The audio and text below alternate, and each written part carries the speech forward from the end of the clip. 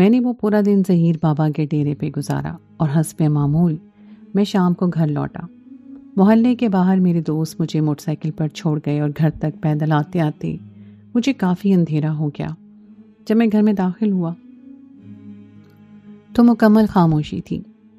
پہلے بھی ایسے ہی ہوتا تھا، گھر میں تاہی کون، بس اماں اکیلی اور وہ کس کے ساتھ باتیں کرتی، بس خاموشی سے۔ شام ہوتی سو جاتی اور میں جب بھی آتا کھانا کھاتا ہوا تو انہیں جگاتا، ورنہ چپ کر کے سو جاتا۔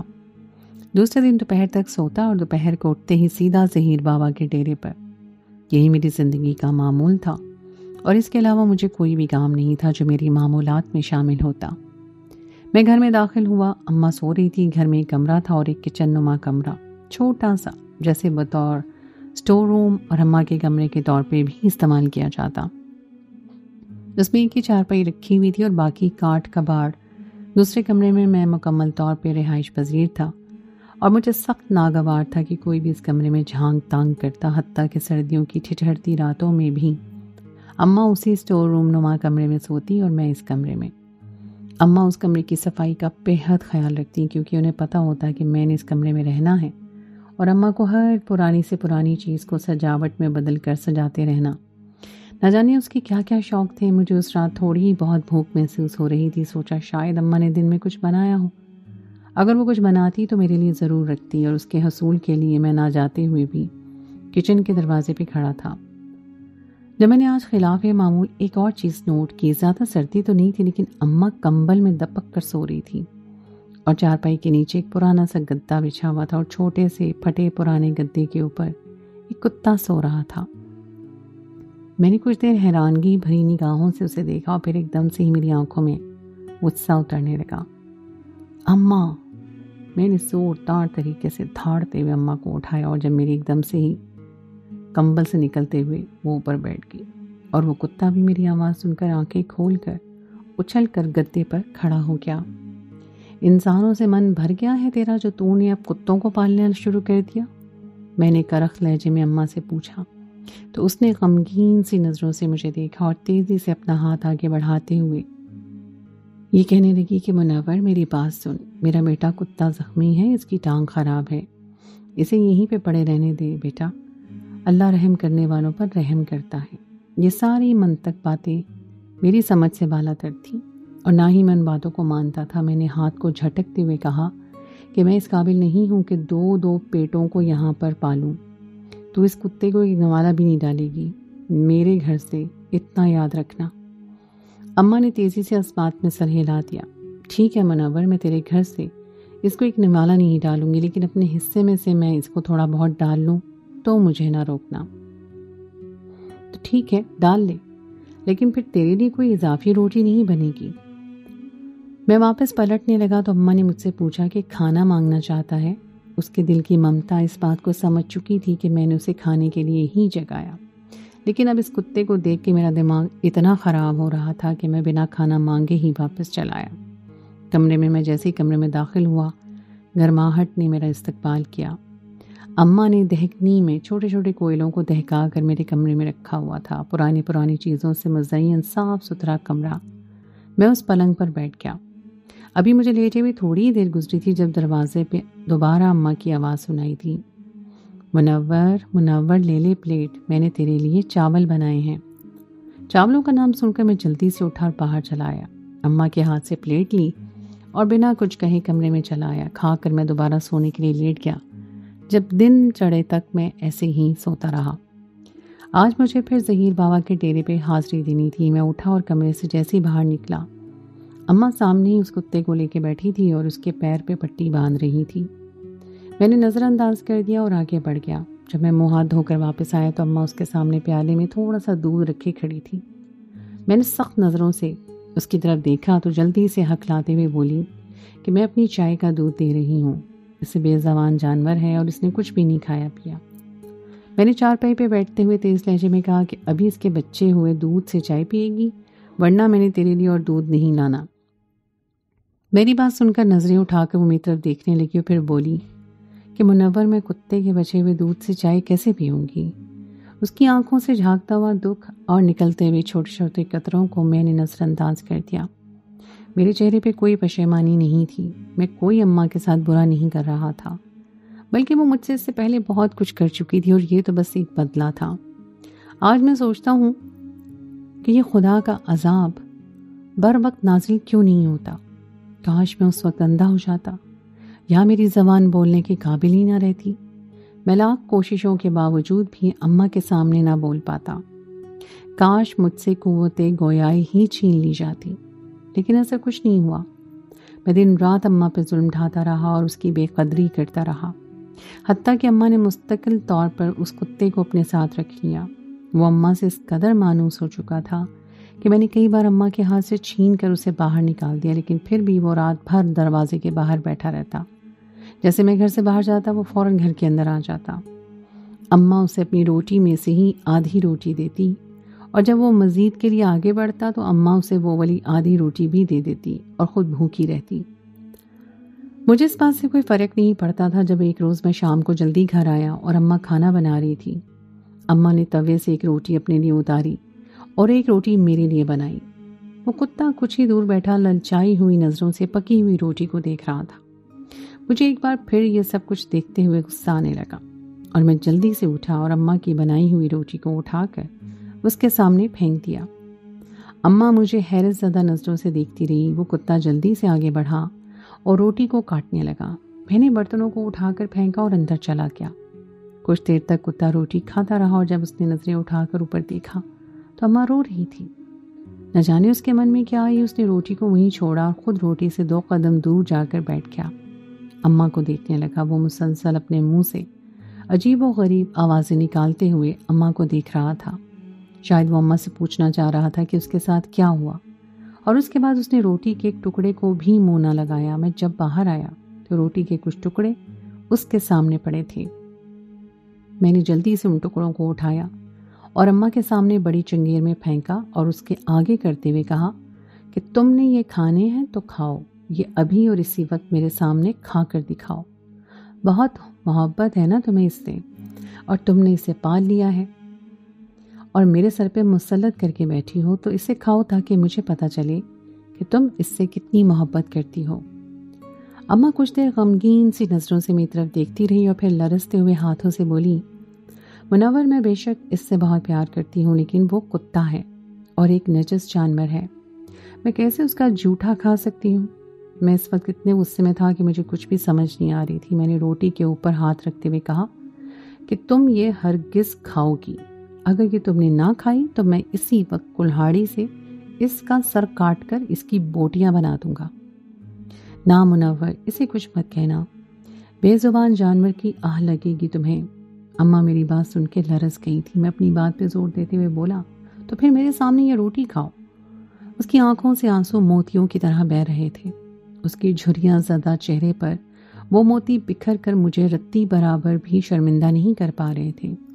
اس نے اپنے لرزتے ہوئے ہاتھوں سے روٹی اٹھائی، نوالا بنایا اور ایک بار پھر میری طرف دیکھا. لیکن میں تو ایک جنگلی درندہ بنا بیٹھا تھا جس کے پاس کسی قسم کا کوئی رحم نہیں تھا، جو ہر ایک کو نوچ کر کھانے کے لیے تیار تھا.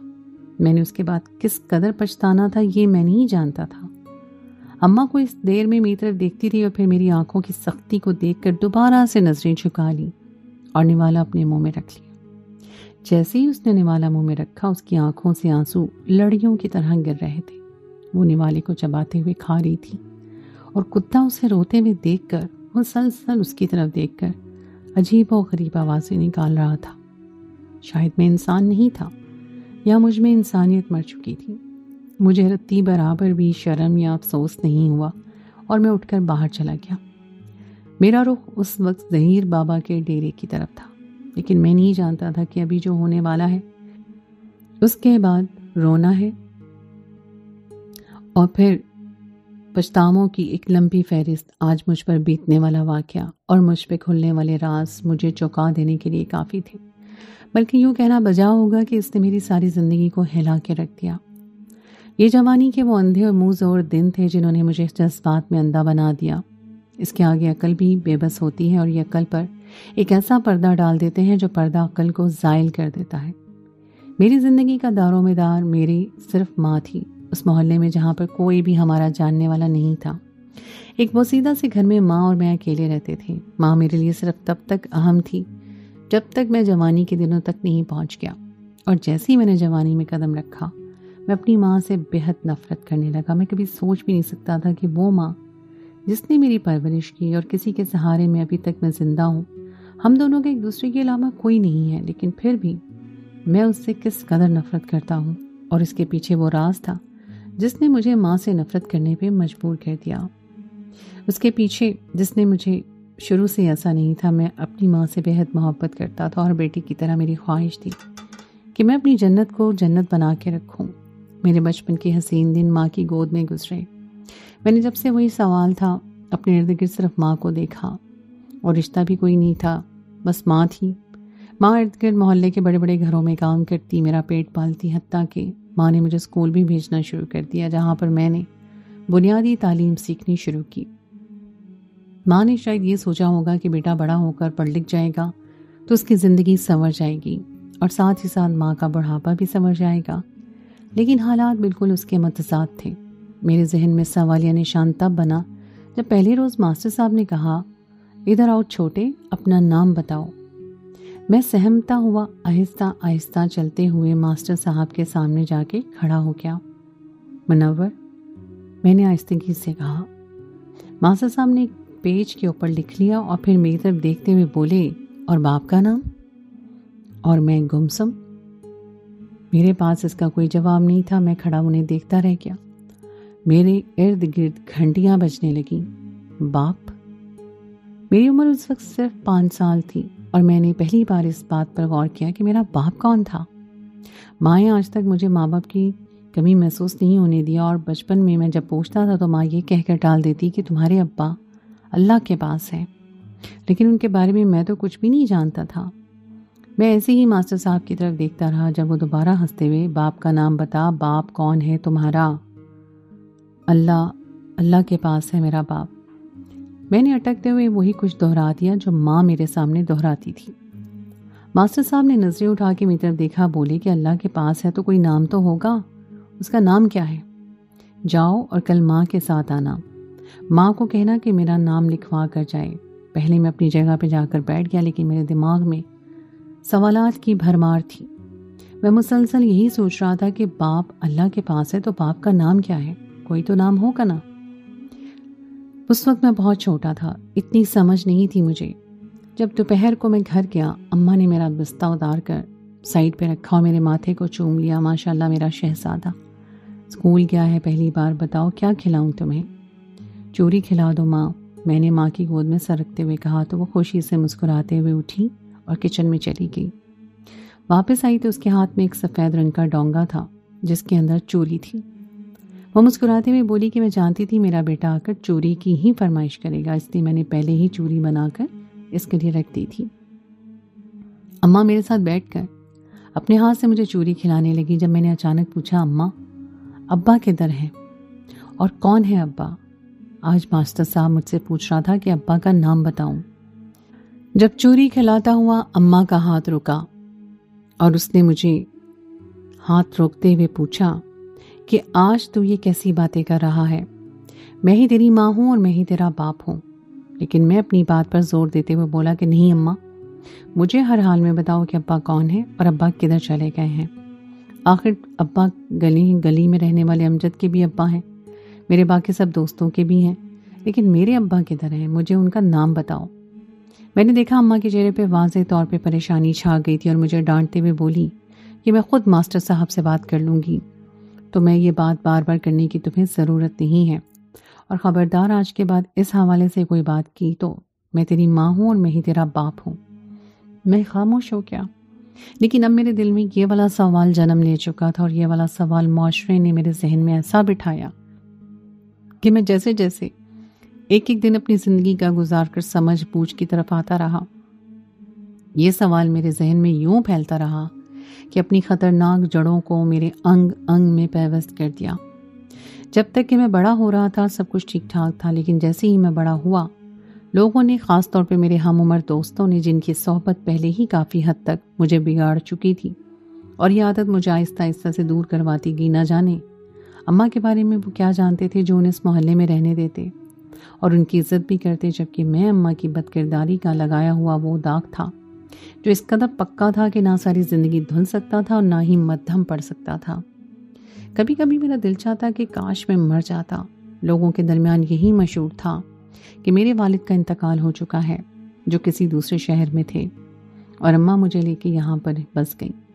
نہ جانے اماں نے اس روز ماسٹر صاحب کو جا کر کیا کہا۔ اس کے بعد ماسٹر صاحب نے آج تک کبھی مجھ سے اس طرح کی بات نہیں کی، نہ ہی محلے کے کسی اور بڑے نے اس طرح کی کوئی بھی بات کبھی مجھ سے پوچھی۔ لیکن میں اماں کی خاموشی سے واقف تھا۔ میں جانتا تھا کہ حقیقت کیا ہوگی۔ یقیناً اماں نے کسی سے مراسم بڑھا کر جب عزت گما دی ہوگی تو مجھ جیسی نشانی کو سمیٹ کر ادھر آ چکی ہوگی۔ یہاں پر لوگ اس کے کردار سے ناواقف ہوں گے اور انہیں رہنے دیا ہوگا۔ یہی تو وجہ تھی آخر اماں کی خاموشی، اور اس کے علاوہ اور کیا وجہ ہو سکتی ہے؟ اور اس ایک بے وجہ کو بنیاد بنا کر میں نے اماں کے تمام احسانات کو مٹی تلے دبا کر اماں کی محبت کو مٹی تلے دبا دیا، اور اماں کے خلاف ایک زہریلی نفرت کو اپنی نسوں میں دوڑانے لگا۔ یہ بھی تقریباً 15 سال کا تھا میں۔ اس وقت کا واقعہ ہے جب میرا کھیل کے دوران لڑکوں سے جھگڑا ہو گیا۔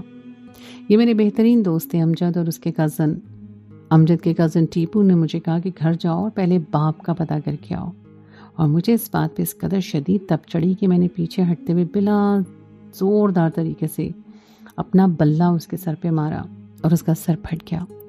یہ میری بغاوت کی شروعات تھی، اور اس کے آگے میں ہر حد پار کرتا چلا گیا۔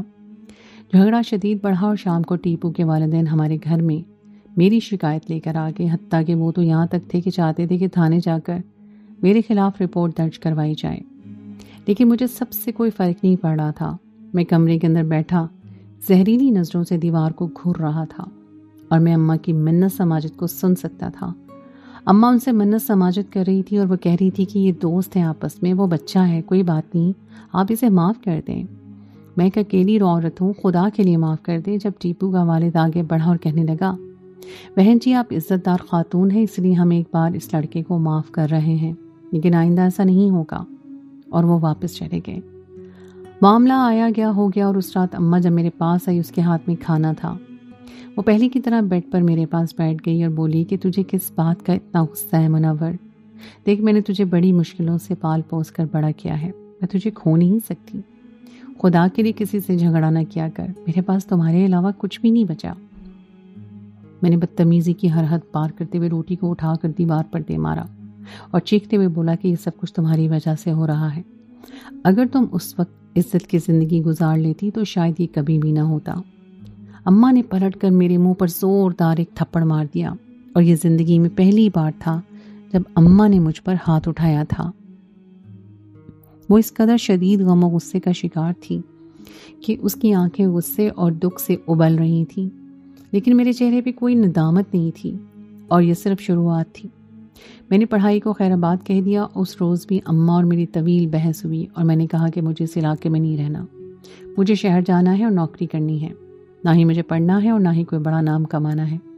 اماں مجھے سمجھاتی رہی کہ دیکھ تو ہی میرے بڑھاپے کا سہارا ہے، ایسا مت کر، میں نے بہت محنت سے تجھے پال پوس کر جوان کیا ہے، اور میں چاہتی ہوں کہ تو پڑھ لے، ایک اچھا انسان بنے۔ پڑھائی زندگی میں بہت ضروری ہے منور، لیکن میں نے کہہ دیا کہ میں نے پڑھائی نہیں کرنی، میں نے خود کو اس محلے سے دور لے جانا ہے اور نوکری کر کے نام کمانا ہے۔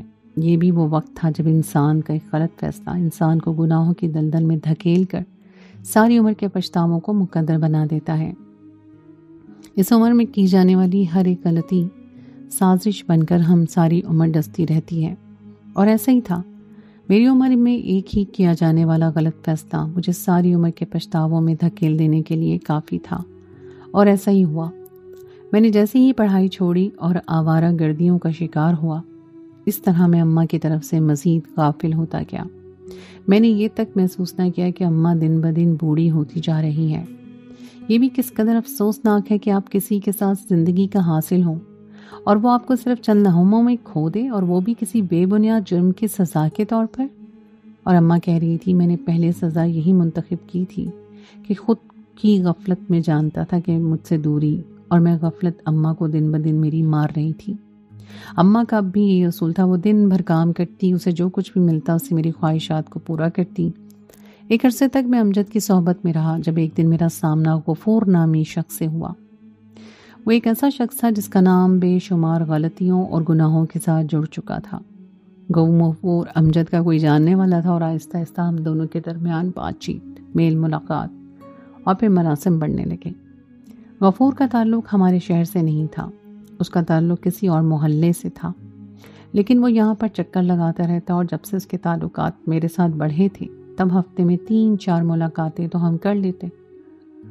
غفور کے پاس میرے لیے نئی دنیا تھی، اور ایسی ہی دنیا جنہوں نے میرے دل میں چھپی ہوئی ذرہ برابر اچھائی کو بھی نکال کر باہر پھینک دیا۔ انسان کی فطرت میں ہے کہ وہ جب بھی کوئی غلط کام کرتا ہے وہ اس کا الزام دوسروں کو دیتا ہے، لیکن حقیقت میں اگر ہمارے اندر کچھ بھی غلط کرنے کے خلاف ضمیر کی آواز ہوتی ہے۔ غفور نے پہلی ہی 2 ملاقاتوں میں میرے اندر کی سازش اور بغاوت کو بھانپ لیا۔ اس کو بنیاد بنا کر اس نے مجھے ظہیر کے اڈے تک پہنچا دیا۔ ظہیر سے یہ میری پہلی ملاقات تھی۔ ظہیر بابا ایک پیشہ ور غنڈہ اور جرائم کی دنیا کا ایک بے دھڑک لیا جانے والا نام تھا۔ اس کی عمر تقریباً 50 سے 55 سال تھی، یا اس سے بھی کچھ اوپر ہوگی، لیکن اس کا جسم اس قدر مضبوط تھا کہ اس کی عمر پر اثر انداز ہی نہیں ہوتا تھا۔ ہر قسم کی چوری، چکاری، گنڈا گیری اور پیسے لے کر قتل بھی کر دینا ظہیر اور اس کے لڑکوں کے کاموں میں شامل تھا۔ جانے وہ یہ کب سے کام کرے تھے، لیکن ظہیر بابا کے پاس پیسہ بولتا تھا۔ اس کی وہی شان و شوکت اور دادا گیری مجھے پہلی ہی نظر میں اس کا اسیر بنا گئی۔ جب غفور مجھے اس کے پاس لے کر گیا تو وہ کتنی ہی دیر میرے چہرے کی طرف دیکھتا رہا، پھر ایک دم سے کھڑا ہو گیا، پھر اٹھتے ہوئے میری طرف بڑھا اور میرے سامنے کھڑا ہوتے ہوئے مجھے جانچتی ہوئی نظروں سے دیکھتے ہوئے بولا، کون ہو تم؟ میں حالات کا ستایا ہوا تھا کہ میں اس دن بنا خوف کے بنا ڈرے اس کی آنکھوں میں دیکھتے ہوئے بولا کہ میں صرف منور، اس کے علاوہ نہ تم مجھ سے کچھ پوچھو گے اور نہ ہی میں تمہیں کچھ بتاؤں گا۔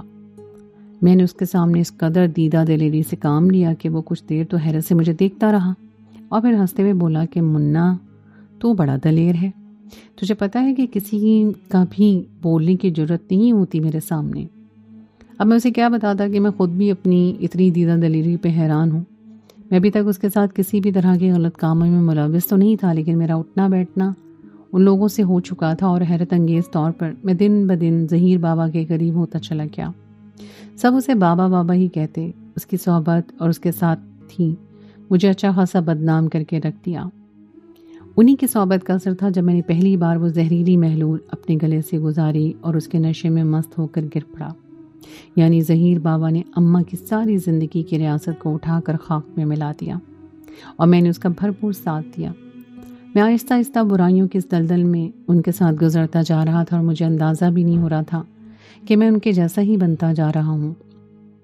میں نے اپنے سارے پرانے دوستوں کو چھوڑ دیا۔ میں صرف آتا ظہیر بابا کے ڈیرے پر اور رات کے یہاں سے واپس جاتا۔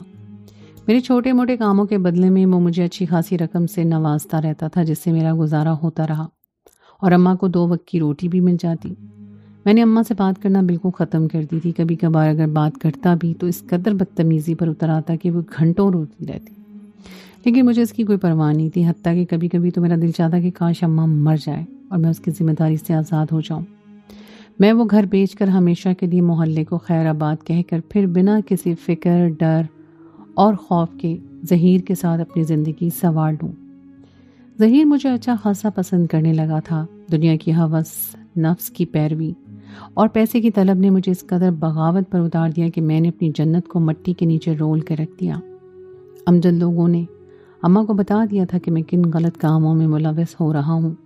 جب ایک رات اماں میرے پاس آئی اور ہاتھ جوڑتے ہوئے بولی کہ تو نہیں جانتا میں نے تجھے کتنی مشکلوں سے پالا ہے، اسی امید کے ساتھ کہ تو ایک اچھا انسان بن جائے اور اپنی زندگی سنوار لے گا، لیکن میری طرف دیکھ، میرے بڑھاپے کو بھاگنے لگا ہے، میری آخرت خراب نہ کر۔ میں ایک دم سے غصے سے بیڈ سے نیچے اترا اور اماں کے سامنے جا کے کھڑا ہو گیا اور چیختے ہوئے کہا کہ میں نے نہ تمہاری دنیا کو خراب کیا، نہ تمہاری آخرت، بلکہ تم نے خود خراب کیا ہے۔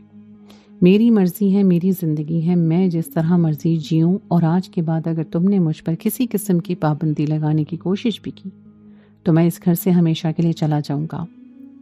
میں جانتا تھا کہ میں اماں کی کمزوری ہوں، بھلا وہ کیسے مجھے یہاں سے جانے دے سکتی ہے؟ اس کی زندگی کا، اس کے جینے کا تو مقصد ہی میں ہوں۔ میرے علاوہ اور ہے ہی کون اس کا؟ میں نے خود کو اس ہوس زدہ دنیا کے حوالے کر کے وہ بنتا چلا گیا جو دنیا مجھے بناتی چلی گئی۔ سگریٹ نوشی کی اتنی بری لت لگی کہ میرے ہاتھ میں ہر وقت سگریٹ رہتی۔ ظہیر کے اڈے پہ کبھی نہ کچھ پی بھی لیا کرتا۔ لڑکیوں کے چکر میں بھی میں نے 1-2 دفعہ منہ ماری کی، لیکن مستقل طور پہ میری زندگی میں ابھی کوئی لڑکی نہیں تھی۔ اماں دن بدن بوڑھی ہوتی جا رہی تھی اور میں جوان۔ اماں کا صبر اور برداشت بڑھتی جا رہی تھی اور میرا غصہ اور بد کلامی۔ اماں آہستہ آہستہ موت کی طرف جا رہی تھی اور میں پچھتاووں کی زد میں، اور پھر شاید جہنم میں۔ ظہیر بابا کی ساری زندگی انہی دندوں میں گزری۔ حیرت انگیز طور پر میں رفتہ رفتہ اس کے اتنے نزدیک ہوتا چلا گیا کہ وہ مجھ پر مکمل اعتبار کرنے لگا۔ غفور سے مجھے اس کی ساری زندگی کی حقیقت کے بارے میں پتہ چلا۔ جب میں نے غفور سے پوچھا کہ ظہیر بابا کی فیملی یا کوئی جان پہچان والے ہیں تو وہ ہنسنے لگا اور ہنستے ہوئے بولا، ظہیر بابا نے ہر شہر اور محلے میں اپنی فیملیاں بنائی ہیں۔ میں نہ سمجھی میں سو دیکھنے لگا۔ غفور مجھے یوں دیکھتے ہوئے دوبارہ بولا کہ ظہیر بابا کو لڑکیوں کی کمی نہیں، اس نے ساری زندگی لڑکیاں بدلی ہیں، جو بھی اسے پسند آتی وہی اس کے بستر پر پائی جاتی۔ کہا جاتا ہے کہ کئی سے تو اسے بےحد محبت بھی ہو چکی تھی، اور سننے میں یوں آیا ہے کہ ظہیر بابا کو کسی سے محبت بھی ہو گئی تھی اور بڑی دھواں دار محبت ہوئی تھی۔ حالانکہ اس سے شادی بھی کر لی تھی، لیکن پھر دھندے کی خاطر اسے چھوڑ دیا۔ میں حیرت سے غفور کی بات سنتا رہا۔ یہی عیاش اور پیسے والے گنڈے تو کسی نہ کسی کی زندگی برباد کر دیتے ہیں، اور پھر میری جیسی نشانیاں محبتوں کی نشانیاں بن کر پلتی ہیں۔ ایک دم سے ہی غصے کی مانند میرا رنگ سرخ ہو گیا۔ غفور نے میری بدلتی ہوئی رنگت کو دیکھا اور پوچھنے لگا کہ منّے تجھے کیا ہوا ہے؟ لیکن میں خاموشی سے وہاں سے اٹھ کر واپس چلا آیا۔ رات تک یہی خیال میرے ذہن میں گڑمڑ کرتا رہا، اور رات کو میں نے اپنے ذہن سے جھٹک دیا۔ میں اپنی ساری زندگی مجھے بنانی تھی اور پیسے کمانے تھے، اور اس کے لیے ظہیر کا سہارا میرے لیے ضروری اور کافی تھا۔ ظہیر آہستہ آہستہ مجھے اپنے قریب کرتا چلا جا رہا تھا، اور مجھے اس سے زیادہ اور کیا چاہیے تھا؟ میرا ارادہ یہی تھا کہ بابا کی وفات کے بعد ظہیر بابا کے جانشین تو منا ہی بنے گا، اور اس خواہش کے اصول کے لیے میں نے دن رات ظہیر بابا کی ہر بری اچھی بات کی حامی بھرنا شروع کر دی۔ غفور سچ کہا تھا، اس کا شوق آج بھی نہیں بدلا تھا۔ اس عمر میں بھی وہ لڑکیوں کو بدلتا نہیں تھا۔ ہر روز اس کے اڈے پہ ایک نئی عورت پائی جاتی تھی، اور میں جتنا ظہیر کے قریب ہوتا جا رہا تھا اتنا ہی اپنی ماں سے دور ہوتا جا رہا تھا۔ اب میرے گھر میں اتنی ہی مداخلت رہ گئی کہ کبھی 2 دنوں اور کبھی 3 دنوں کے بعد میں رات کو گھر آتا اور صبح اٹھ کر چلا جاتا۔ گھر میں ساز و سامان کی چیزیں کبھی کبھار ساتھ لیتا آتا۔ اب بھوک سے تو نہیں مرنا تھا، ماں کو کم از کم مجھ میں اتنی انسانیت تو تھی۔ میں نے کبھی بھی یہ جاننے کی کوشش نہیں کی کہ ماں کس حال میں ہے، اسے کیا چاہیے، اس کی ضروریات کیا ہیں، وہ مجھ سے کیا کچھ کہنا چاہتی ہے۔ کتنی ہی بار جب میری آنکھ کھلتی تو میں دیکھتا کہ وہ دروازے میں کھڑی ہو کر مجھے دیکھ رہی ہوتی تھی، حسرت بھری نگاہوں سے۔ لیکن میری آنکھوں کے آگے یوں پردہ چڑھا ہوا تھا کہ میں نے کبھی اس سے پوچھنا بھی گوارا نہیں کیا کہ تم دروازے میں کھڑی ہو کر مجھے کیوں اس طرح دیکھتی رہتی ہو۔ میں یقین ہی نہیں کر سکتا تھا کہ ایک نافرمان اولاد اور مجھ جیسی نافرمان اولاد سے بھی ایک ماں اتنی محبت کر سکتی ہے کہ اس سے سوتے ہوئے بھی دیکھتی رہے۔ بہرکیف زندگی کی بھاگتی ہوئی دوڑ کے ساتھ میں بھاگ رہا تھا، اور میرے پاس اتنا وقت نہیں تھا کہ میں پلٹ کر ان تمام باتوں کی اصلاح کرتا، یا پھر ایک دن ماں کو بٹھا کے پوچھ لیتا کہ مجھے پیدا کرنے میں تمہارا کتنا قصور ہے۔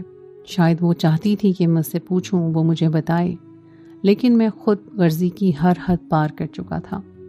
میں نے اس کا خیال رکھنا ہی چھوڑ دیا تھا۔ میں یوں سمجھتا تھا کہ جیسے میرا اس سے کوئی رشتہ ہی نہیں ہے۔ نہ جانے وہ اب بھی کام کرتی تھی یا نہیں۔ مجھے تو ایک عرصہ ہو گیا تھا اس کی باتوں میں دخل اندازی کیے ہوئے، اور اس کے کمرے میں جھانک کر دیکھے ہوئے کہ وہ کیا کرتی رہتی، اور شاید میری ہی کمی کو پورا کرنے کے لیے اس نے اس سخت میں کتے کو سہارا دے کر اپنے ساتھ ملا لیا۔ میں نے دیکھا تھا کہ جب میں رات کو گھر آتا، کبھی کبھار اس کے کمرے سے آوازیں آ رہی ہوتی، میں جھانک کر دیکھتا تو وہ اس کتے کے ساتھ بیٹھی باتیں کر رہی ہوتی، اور وہ کتا یوں دھیان سے اس کی باتیں سن رہا ہوتا جیسے اس کی باتوں کو سن اور سمجھ رہا ہو۔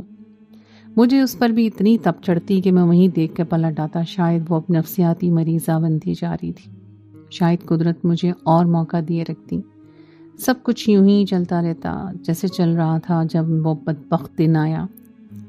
میں نے جس دن وہ بدبخت کام کیا، میں نے اپنی ماں کو، اپنی جنت کو اس کتے کی بچی ہوئی روٹی کھلا دی، اور میرے دباؤ میں آ کر اسے وہ روٹی کھانی پڑی۔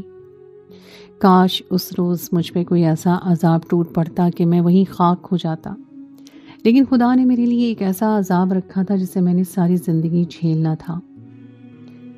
نہ جانے اس روز میرا ضمیر مر گیا تھا یا یہ انسانیت کی آخری حد تھی، لیکن جو بھی تھا میں نے بہت غلط کیا اور اس کا احساس مجھے جلدی ہونے والا تھا۔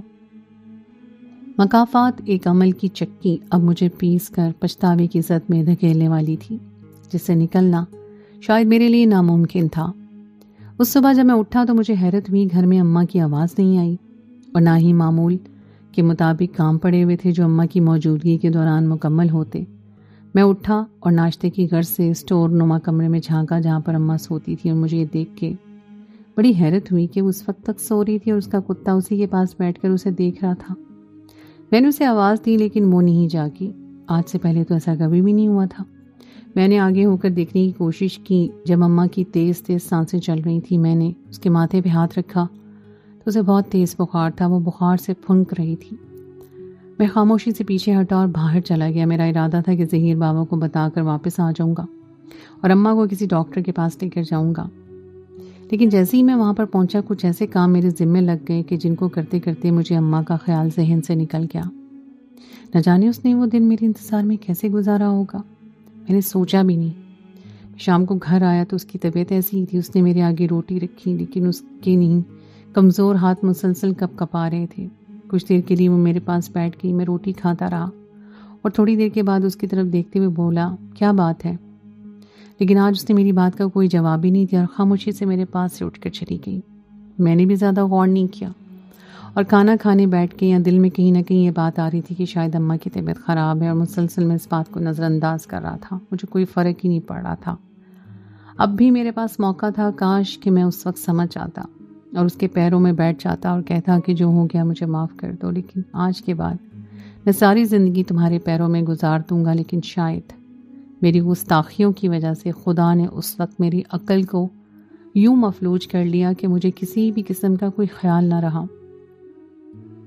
3-4 دن تک مسلسل اماں کی یہی کیفیت رہی اور ان دونوں میں اسے اس حد درجہ کمزور کر دیا کہ وہ اب چلنے پھرنے سے بھی گریز کرنے لگی۔ کئی دنوں کے بعد جب مجھے احساس ہوا کہ اماں دن بدن کمزور ہوتی جا رہی ہے، بخار اسے اندر ہی اندر توڑتا جا رہا ہے، تو ایک رات میں اس کے پاس گیا اور اسے پوچھا کہ آؤ تمہیں ڈاکٹر کے پاس لے کر چلوں۔ میری بات سن کر وہ خاموشی سے مجھے دیکھتی رہی اور آنکھیں موند لیں۔ اس کے چہرے پہ نہ ناراضگی تھی، نہ غصہ اور نہ ہی کوئی درد۔ میں نے اسے سہارا دے کے کھڑا کیا اور لے کے ڈاکٹر کے پاس چلا گیا۔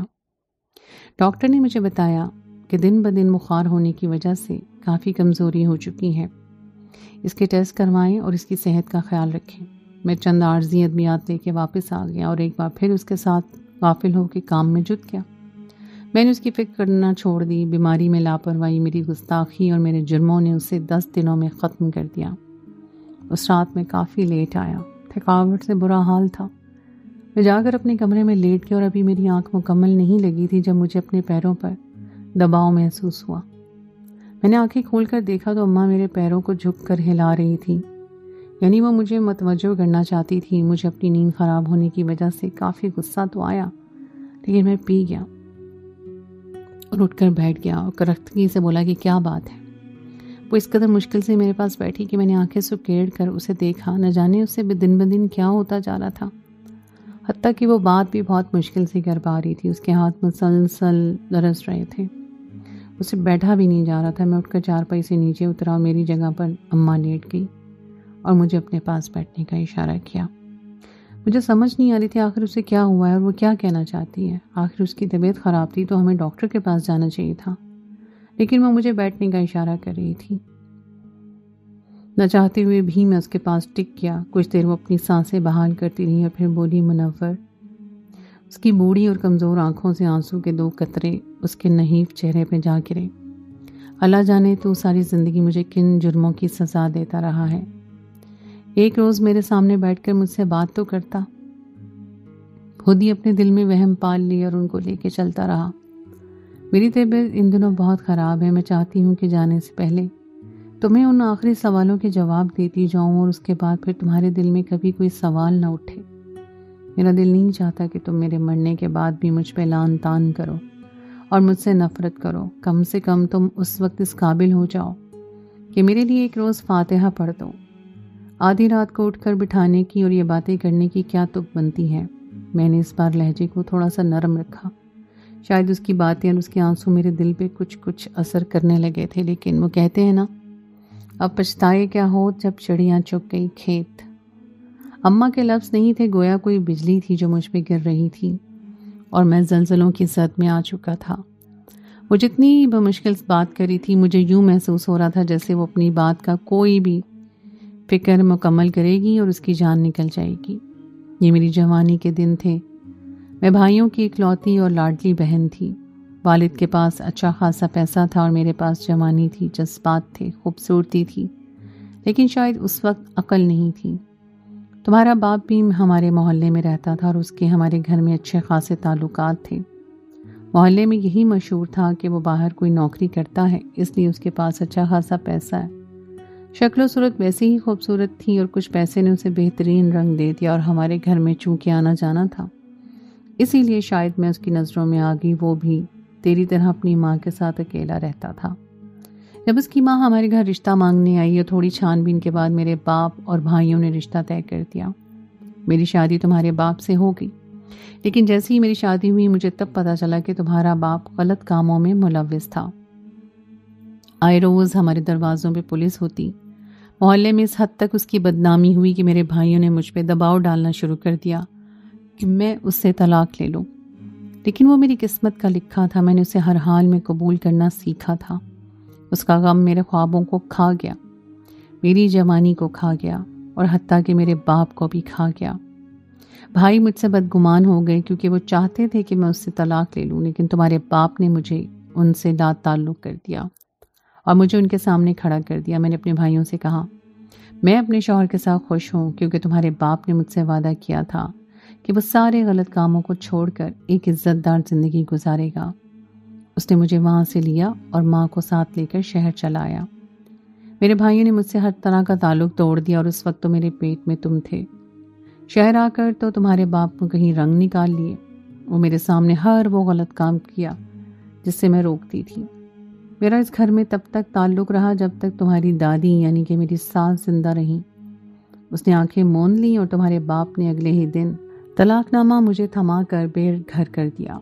میرے پاس کوئی راستہ نہیں تھا۔ اگر میں بھائیوں کے پاس جاتی تو شاید وہ سب سے پہلے تمہارا خاتمہ کرتے، لیکن تم مجھے جان سے بھی زیادہ عزیز تھے۔ میں آ کر اس محلے میں بس گئی اور میں نے تم سے تمہارے باپ کی شناخت اس لیے چھپائی کیونکہ محلے کے لوگ تمہاری عزت کرتے اور میں نہیں چاہتی تھی کہ لوگ تمہارے باپ کا نام جانیں اور وہ شخص یا اس کا سایہ بھی تم تک آن پہنچے۔ میں اس رتن پور کے گنڈے کو ہمیشہ کے لیے چھوڑ کر آ گئی، صرف تمہارے بہتر مستقبل کے لیے، صرف تمہیں اچھا انسان بنانے کے لیے، اور صرف تمہاری زندگی کی خاطر۔ میں نہیں جانتی تم میرے بارے میں کیا سوچتے ہو، لیکن میں جانتی ہوں کہ یہ میرا آخری وقت ہے اور تمہیں اس حقیقت سے آگاہ کرنا میرا فرض ہے۔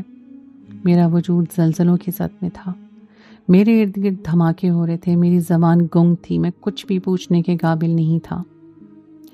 مجھے یوں محسوس ہوا جیسے ایک دم سے میرا دل اور دماغ دونوں پھٹ چکے ہوں، اور اماں کی حالت میرے سامنے تھی۔ وہ بمشکل اپنی اکھڑتی ہوئی سانسوں کو سنبھالے بیٹھی تھی اور میں جلدی سے اترا اور اس کے بازو کو پکڑ لیا اور چیختے ہوئے بولا کہ اماں، میں تجھے اسپتال لے کر چلتا ہوں، تو ٹھیک ہو جائے گی۔ اماں مجھے چھوڑ کے نہ جا۔ نہ جانے مجھ میں اتنی ہمت کہاں سے آ گئی تھی۔ اماں نے اپنے دونوں ہاتھوں کو کھولا اور میرے چہرے پہ پھیرتے ہوئے کہنے لگی، تمہارے باپ کا نام تمہیں بتائی دیتی ہوں، میرے بعد اگر وہ تمہیں لینے آئے تو کبھی اس کے پاس نہ جانا، کبھی اس کے جیسے کام نہ کرنا۔ لیکن اب اگر لوگ تم سے پوچھیں کہ تمہارے باپ کا نام کیا ہے، یا کبھی تمہارے دل میں یہ خیال آئے کہ میرا باپ کون ہے، تو رتن پور کے ظہیر نامی غنڈے کو ڈھونڈ لینا۔ اور یہ ایک آخری تیر تھا جو میرے سینے میں اس طرح پیوست ہوا کہ میرے الفاظ ہی دم توڑ گئے۔ رتن پور کا غنڈہ ظہیر بابا؟ اماں نے دم توڑ دیا اور اماں کے ساتھ ساری خلقت دم توڑ گئی۔ میری نفرتیں دم توڑ گئی، میرے بدلے دم توڑ گئے، اور میں خود بھی پچھتاووں کی زد میں لپٹی ہوئی ایک زندہ لاش بن گئی جو نہ مر رہی تھی نہ جی رہی تھی۔ سب کچھ چھوڑ چکا تھا، سب کچھ ختم ہو چکا تھا۔ میں نے ساری زندگی اماں سے نفرت کی اور اماں نے ساری زندگی اپنے لبوں کو سیے رکھا۔ کہ مجھے ظہیر کے سائے سے بھی دور رکھے، اور وہ یہ نہیں جانتی تھی کہ میں تو اسی ظہیر کا جانشین بننے کے خواب دیکھ رہا تھا۔ کبھی زندگی نے ساتھ دیا اور اگر ہمت ہوئی تو ایک بار پلٹ کے ظہیر کے ڈیرے پر ضرور جاؤں گا، لیکن سمجھ نہیں آتی کہ جا کر کیا کہوں گا اس سے۔ اس کی غلطیوں کے حساب مانگوں گا یا اپنی غلطیوں کے حساب دوں گا؟ اب بھی اماں کی قبر پر جاتا ہوں اسے معافی مانگنے، پتہ نہیں اس نے مجھے معاف کیا ہو یا نہیں، اور اب اماں کی قبر پر بیٹھا ہوا وہ کتا مجھے عجیب نظروں سے دیکھتا رہتا ہے۔ کبھی کبھار اس کے منہ میں روٹی کے ٹکڑے ہوتے ہیں اور کبھی کبھار کوئی کھانے کی چیز اسے بلا کر اماں کی قبر پہ رکھ دیتا ہے۔ شاید وہ اسے اپنا آدھا حصہ دینے آتا ہے۔